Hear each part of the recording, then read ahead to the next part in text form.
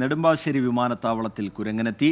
റൺവേക്ക് സമീപമാണ് കുരങ്ങനെ കണ്ടത്. കുരങ്ങനെ പിടികൂടാനുള്ള ശ്രമം തുടരുകയാണ്. പ്രേക്ഷകർ അതിൻ്റെ ദൃശ്യങ്ങളാണ് കണ്ടുകൊണ്ടിരിക്കുന്നത്. ശ്രീകാന്ത് വിവരങ്ങളുമായി ചേരുന്നുണ്ട്. ശ്രീകാന്ത്, ഇത് എവിടെ നിന്ന് വന്നു, എന്താണ് വിവരങ്ങൾ, ഇതിനെ പിടികൂടാനുള്ള ശ്രമം ഏത് ഘട്ടത്തിൽ?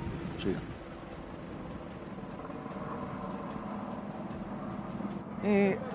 ഇത് എവിടെ നിന്ന് വന്നു എന്നുള്ള കാര്യത്തിൽ സംശയമുണ്ട് റീജിത്ത്. അത് ഉദ്യോഗസ്ഥർക്കും അക്കാര്യത്തിൽ കൃത്യമായ വിവരമില്ല.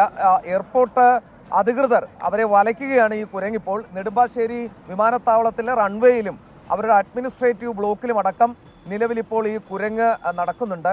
അവരുടെ ഭാഗത്തു നിന്നും ഈ കുരങ്ങിനെ പിടികൂടുന്നതിന് വേണ്ടിയുള്ള ശ്രമം നടക്കുകയും ചെയ്യുന്നു. കുരങ്ങ് എവിടെ നിന്ന് വന്നു എന്ന ചോദ്യത്തിന് ഉത്തരമില്ല.